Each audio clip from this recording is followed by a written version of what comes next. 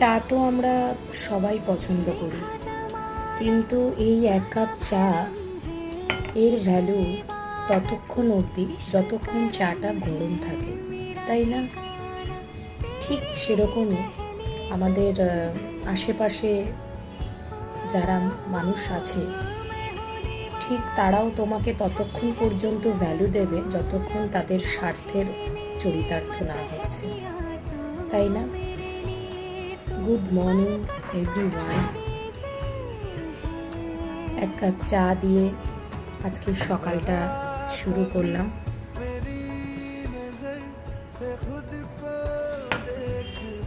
আশা করি সবাই ভালো আছেন।